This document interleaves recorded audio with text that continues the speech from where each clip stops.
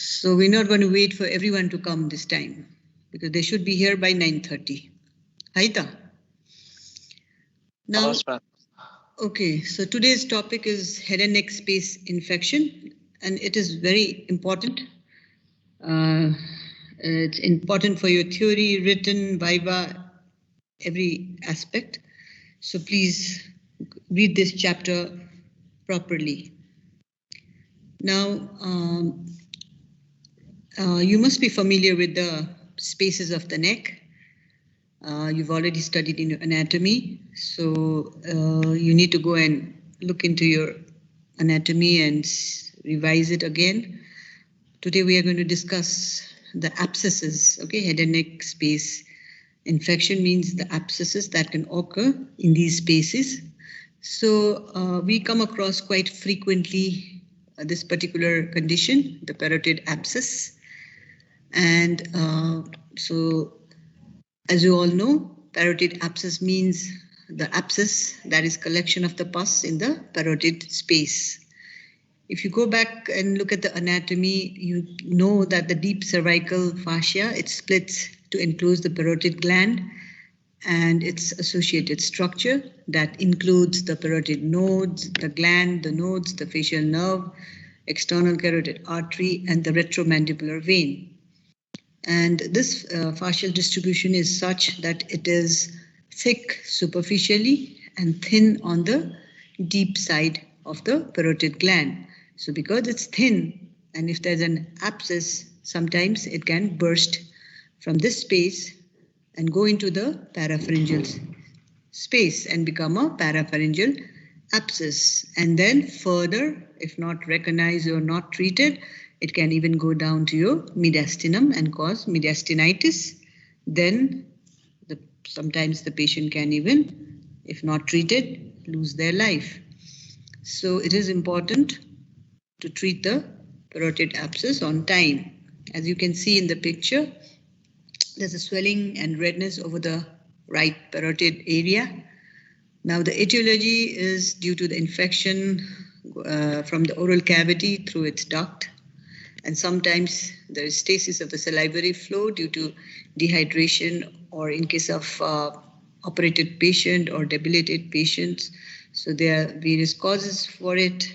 And if you look at the bacteriology, Staphylococcus aureus, Streptococcus, and you can even get other gram-negative organism and anaerobes. So you get a mixed flora in case of this condition. And usually the parotid abscess, as you know, parotitis viral is always on bilateral, but this abscess is usually seen on one side of the parotid gland. It is unilateral, there's swelling, there's redness, and as you can see, induration also present around it. And if you palpate, it is tender. But you cannot elicit the fluctuation due to the fascial distribution that we mentioned earlier. And you look inside the oral cavity and look into the duct opening, and you see the duct being inflamed, red. And sometimes if there's an abscess, if you put pressure on the parotid area, the pus may come out through the duct, and the patient is not well looking, they have fever, they look dehydrated as one of the causes due to that. And so these are the conditions. When they chew also, it might pain because of the movement of the temporomandibular joint. So they have this clinical presentation. Now what do? You send the patient, do an ultrasonography, and then that will give you information if there's an abscess or just inflammation. And you can even do further if you think the infection has spread beyond the parotid space. It might have gone down to the parapharyngeal. If you think there's a complication, then you might have to ask for a CT scan or an MRI. And sometimes you can even aspirate and see if there's a pus or not, okay, and send it for culture and sensitivity. So what do you do with these kinds of patients when they come? So you need to hospitalize the patient. You need to give IV fluids, IV antibiotic covering both aerobes, anaerobes, positive, negative, so the metro needs to be added, okay? And then if there's a pus, as you all know, you have to drain the pus. So if it's a child, you might have to give general anesthesia, or if it's a bigger one, definitely even in a adult patient, you have to do it under general anesthesia, because this abscess, if it's a small one, you can just aspirate and see, but if it's a big abscess, then you have to do incision and drainage. And the draining parotid abscess is not like any other abscess, like you just give a nick and drain the abscess and put a wick or something. Here, there are certain complications if you do that. So you need to take the patient to the OT, and under general anesthesia, you need to give a parotid incision as shown in the picture, the modified Blair incision. And then you need to raise the flap, okay, skin of the skin, and then expose the gland, and then put a, and you have to be careful here because the facial nerves is present here. So you don't want to cause facial nerve paralysis while draining this abscess. So when you drain, it has to be parallel to the direction of the nerve, not cutting through the nerve. So you have to put a blunt, forceps and open, and then drain the abscess. Okay, open up the abscess, and then after that, you have to put a drain there and take it out from the skin, and the skin has to be approximated loosely over a drain. Okay, you can keep the drain for depending 24 to 48 hours, or even sometimes needed 72 hours.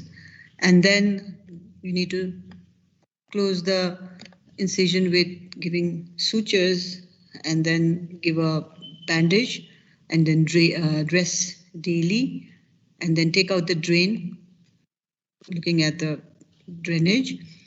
And here you need to be careful, because if you just give incision, stab incision, doing incision and drainage, what will happen? You might even strike the facial nerve, one thing. Another is you might land up with parotid fistula.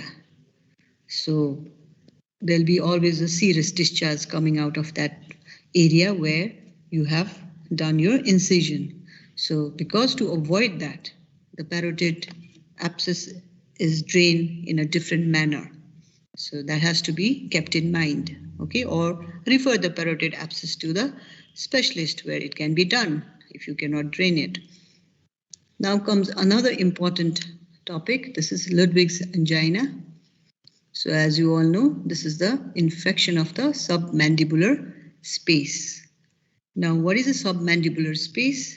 It is a space which lies between the mucous membrane of the floor of the mouth and the tongue on one side, as you can see it in the picture, and superficial layer of the deep cervical fascia extending between the hyoid and the mandible on the other side.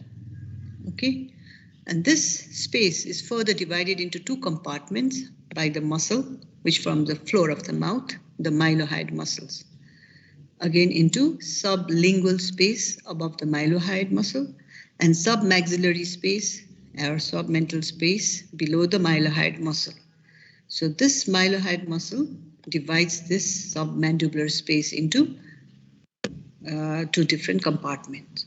And these are continuous around the posterior border of the mylohyoid muscle. So that means the infection can spread from one region to the other. So this has to be kept in mind. Now, looking at the etiology, 80% of the infection causing Ludwig's angina is due to dental infection of the premolars and molars. So every time you suspect a Ludwig's angina, you have to look into their or ask a history about the dental infection, and they would definitely, most of them will have a definite history. The other causes are sialadenitis or injury to the oral mucosa, or sometimes trauma to the mandible. As you can see, again, it's a mixed flora consisting of alpha hemolytic streptococci, staphylococci, bacteroids groups are common, and even gram-negative organisms like E. coli, Haemophilus influenza, Pseudomonas are also present. Alpha hemolytic streptococci is the one causing it, so you have to remember this name.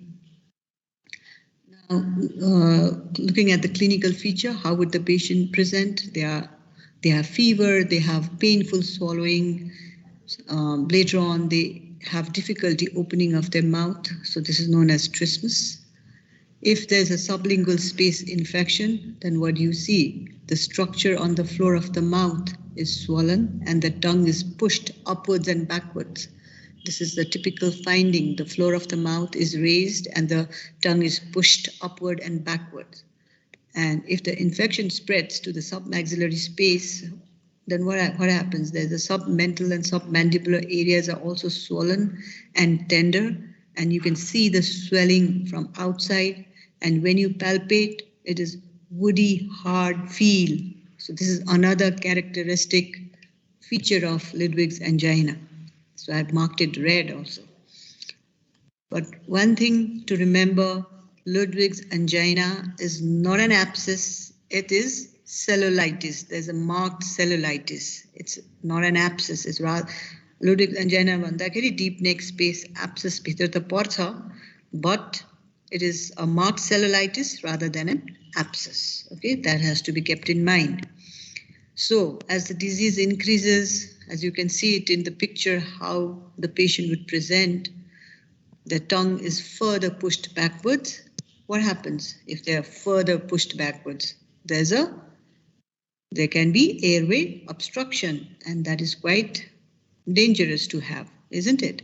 And there can be sometimes laryngeal edema. Now, obviously, you have to take a detailed history, do a clinical examination, and if such patients appear with full-fledged, features, then I think CT scan should be done to rule out other spaces of the neck, whether they are infected or not. So what do? We admit the patient, hospitalization, okay? Start off IV fluids, give them systemic IV antibiotics, and obviously analgesic symptomatic treatment has to be done. Now, the abscess is there, we need to drain the abscess. So if the abscess is small, then it can be done intraoral, okay, if it's a localized one. If it's swelling which is present outside with a woody hard feeling, then you have to treat the patient with an external approach.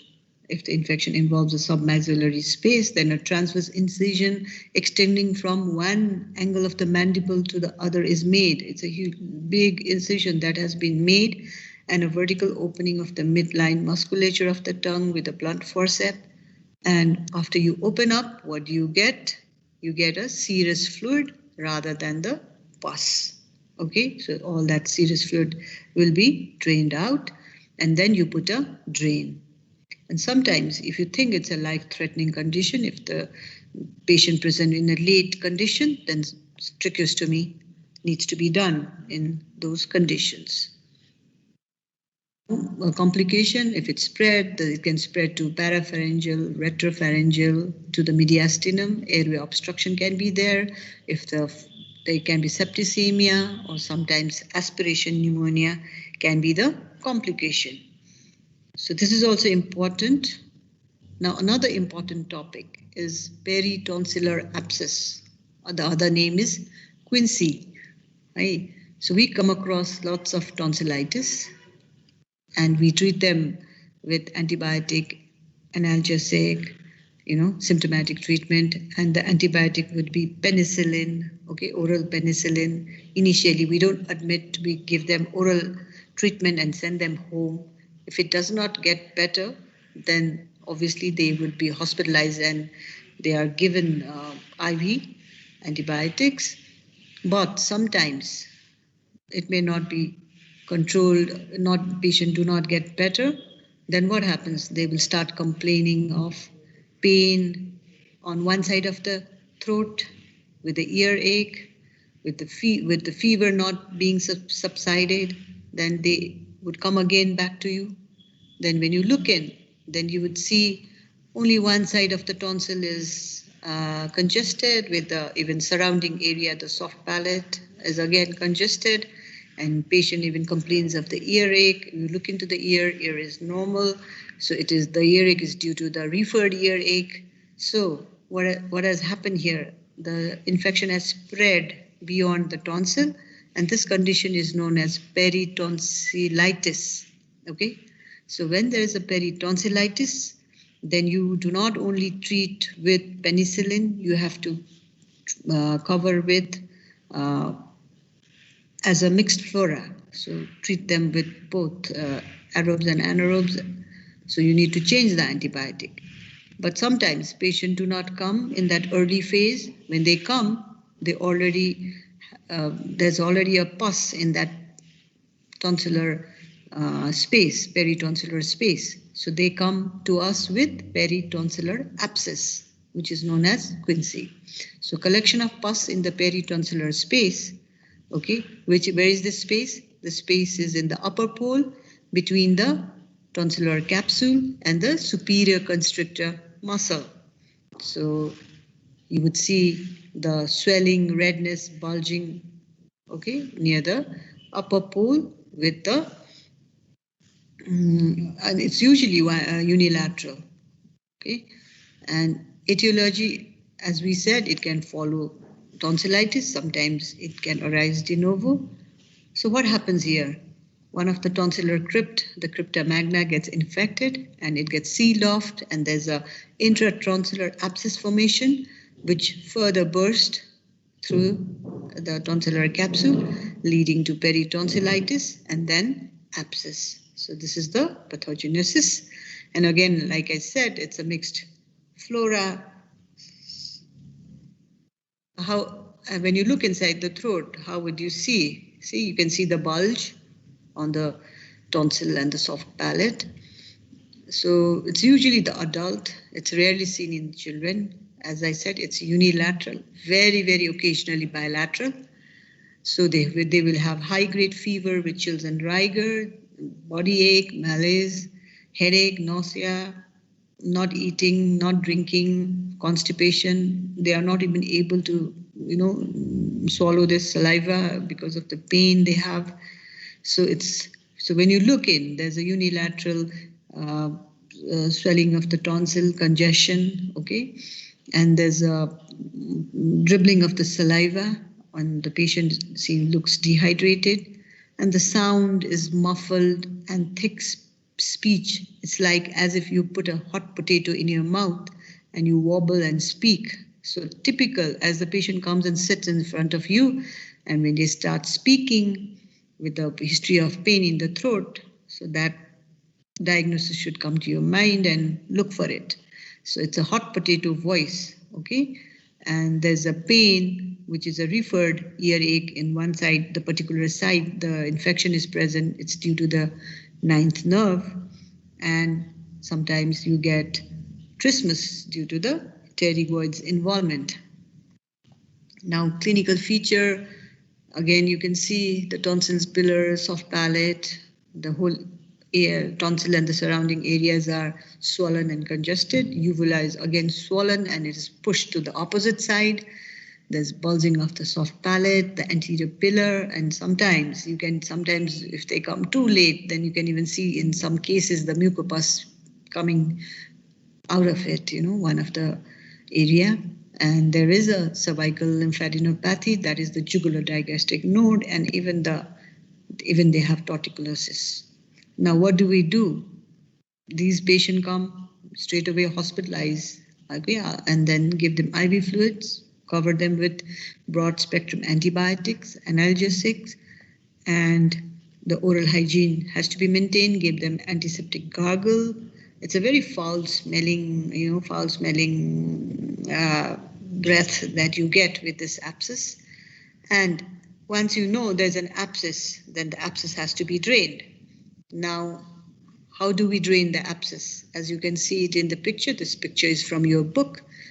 There are two methods by which you can drain. One, is you drain. There's a imaginary line, one horizontal from the base of the uvula, and another horizontal line along the anterior pillar, and where it meets, okay, so you drain just lateral to it, okay. So this is the landmark where you should drain, and there's a forceps where you drain, which is known as Quincy forceps.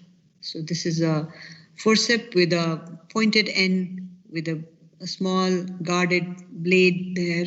So you just have to put the blade in and open up, and then the abscess would drain. Another is you drain at the most bulging area, but sometimes you have to be careful. You don't want to hit it into some vessels and cause bleeding.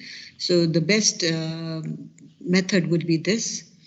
Okay, so incisional drainage of the abscess has to be done, and once there's a peritonsillar abscess, interval tonsillectomy is advised to the patient after 4 to 6.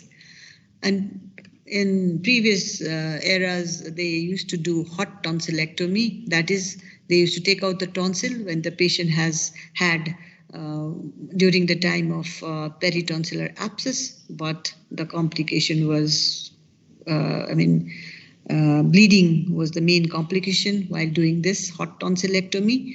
So they have left that procedure these days. So they would do interval tonsillectomy. Okay, and this is one of the absolute indication of tonsillectomy. Okay, you have 4 absolute indication. One is recurrent tonsillitis. Number 2 is peritonsillar abscess. Number 3 is sleep apnea syndrome, and number 4 is unilateral enlargement of the tonsil to rule out malignancy. So these are the 4 absolutes. So this is one of the absolute. So if you don't drain this peritonsillar abscess, again, it can go into the parapharyngeal space, leading to parapharyngeal abscess. From there, it can go to mediastinum, as we already discussed. There can be septicemia, there can be pneumonia, there can be jugular vein thrombosis, or sometimes there can be hemorrhage from the carotid artery and jugular vein. So this condition needs to be treated on time. Now comes retropharyngeal abscess. As the name suggests, retro means behind, pharyngeal means behind the pharynx. Okay, this is a space which lies behind your pharynx, and if there's an abscess, it is of 2 types, acute and chronic. Now first we look at the retropharyngeal space. It lies behind the pharynx. It lies between the buccopharyngeal fascia covering the pharyngeal constrictor muscle and the prevertebral fascia, as shown in the picture. And it extends from the base of the skull to the bifurcation of the trachea. And the space is again divided into 2 lateral compartments by a fibrous raphe, and the space is known as space of Gillette. So if you can, you might get in MCQs, space of Gillette is nothing but retropharyngeal space. And each space contains lymph nodes. The nodes are known as nodes of Rouvier. So even this is important, the name, MCQ question, but they disappear at the age of 3 to 4 years, and they have communication with that of the parapharyngeal space, and the infection can pass down behind to the esophagus, again to the mediastinum, if it goes beyond parapharyngeal space. There's another space which is known as prevertebral space. This lies behind the vertebral body posteriorly and prevertebral fascia anteriorly. This space, it extends from the base of the skull to the bone, the smallest, the tip of your spine, coccyx. So you have to know where do the space start and where do they end. So retropharyngeal space, it started from the base of the skull, went up till the bifurcation of the trachea, and this goes all the way long down to the coccyx. Now, the source of infection to this space is from, again, caries of the spine, and abscess of this space shows midline bulging, but in case of retropharyngeal abscess, there is a unilateral, it's on one side, it's not on the midline. So this has to be noted. There's another space which is known as danger space. This is formed anteriorly by alar fascia, and posteriorly by the prevertebral fascia. And this extends down to the mediastinum to the level of the diaphragm. Now, if you get a SAQs of retropharyngeal space abscess, then you have to describe both acute and chronic. Most of the time, people just describe one. Okay, so look at the question. If it says acute retropharyngeal abscess, then you only describe this. If just a retropharyngeal abscess, then you have to write about both. So etiology, this is common in children below 3 years. It is mostly due to the suppuration of the retropharyngeal lymph node, which is known as a node of Rouvier. The infection can come from the adenoid, nasopharynx, the surrounding areas. And in adult, it is due to the penetrating injury of the posterior pharyngeal wall. And some of the books says it comes from mastocytitis, but it's pretty rare. Organism is Streptococcus pneumoniae.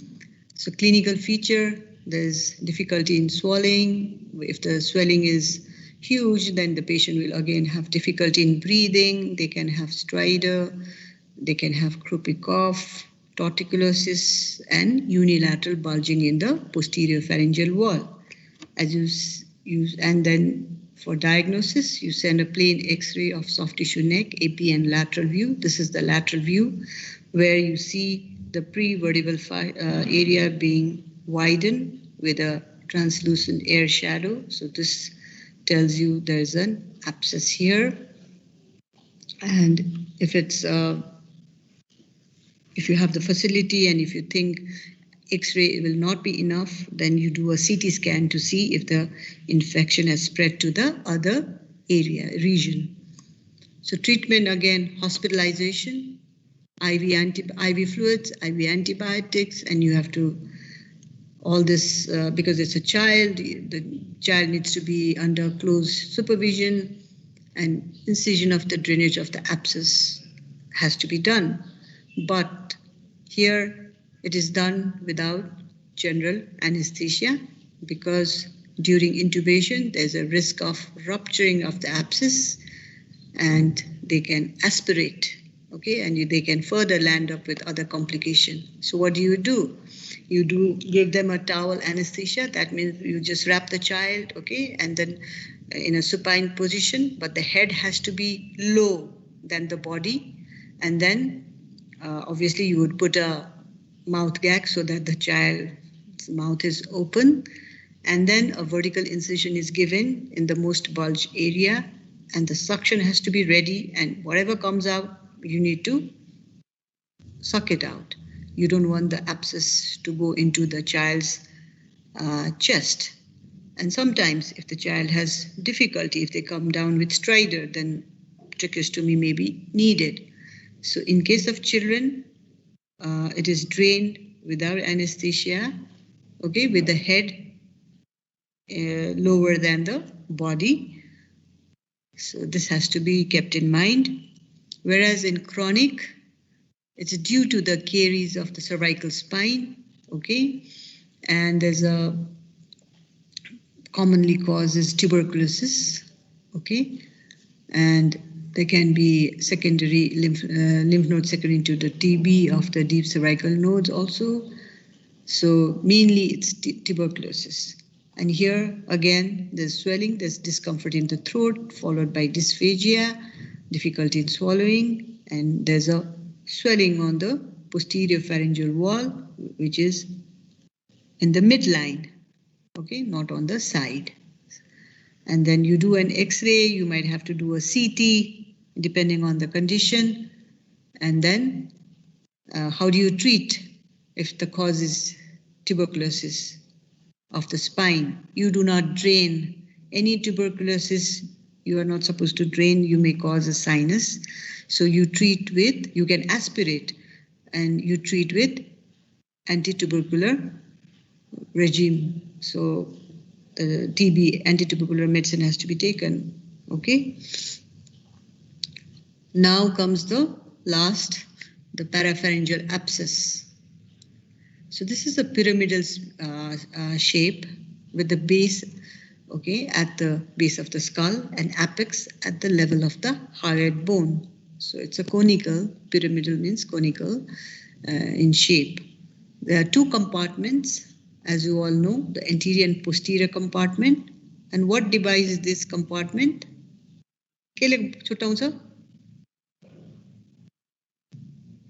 Anterior posterior compartment like divide gare huncha in the parapharyngeal space. Does anyone know?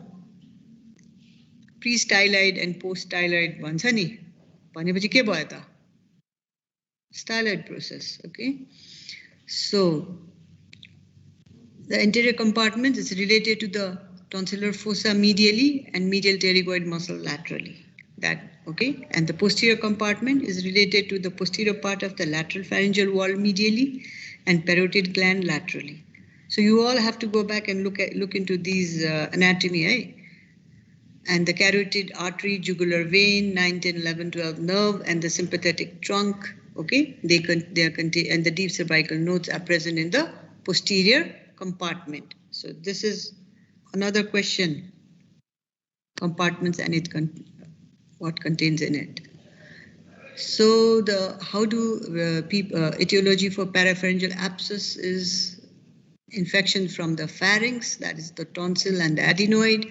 It can come from the dental cause. It can even come from the ear if there's a Bejols or petrositis. The other places like parotid, retropharyngeal, and submaxillary space. Infection can even spread down there, or sometimes penetrating wound injury of the neck can even lead to parapharyngeal space abscess.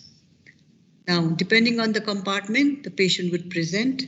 If the anterior compartment is involved, there's a triad of symptoms, clinical feature giving rise to a marked painful swallowing. What are those? As it is related to the tonsil, there's a prolapse of the tonsil and the tonsillar fossa medially. There's trismus due to spasm of the medial pterygoid, and there's an external swelling behind the angle of the angle of the jaw. That is the mandible. Any swelling in the retromandibular area, if you see a swelling behind the angle of the mandible, you have to look into the oral cavity and look at the tonsil, whether the tonsils are being pushed medially or not. If you have both the feature, swelling behind the angle of the mandible and tonsil being pushed medially, that means there's something wrong in the parapharyngeal space, in the anterior compartment. Either.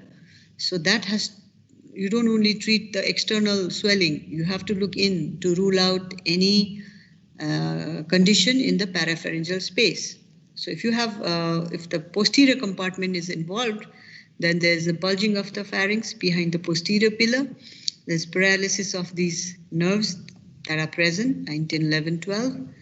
There's swelling over the parotid region, and patient will have other systemic features like fever, sore throat, difficult, painful swallowing, toxemia. These are all features present here. Now, how do you treat? Again, hospitalization, IV fluids, systemic antibiotics covering broad spectrum, both aerobes and anaerobes, and then you need to drain the abscess. Wherever there's an abscess, until and unless you drain, the patient is not going to be better. So it has to be done. Yes? Yes? Hello? Hello? Okay, boy. Hello, can you hear me? Hello? Yes, ma'am. Sunya ho? Ma'am. Did somebody say anything? Ma'am.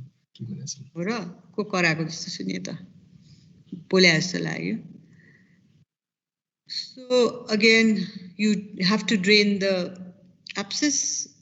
If there's a marked trismus, okay, then tracheostomy has to be done.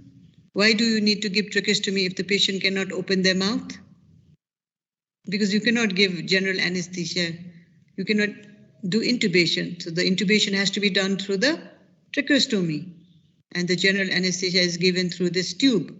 And once the operation is over and every aspiration danger is over, then you take out the tube and close the tracheostomy tube. So here we are doing it because the patient cannot open the mouth.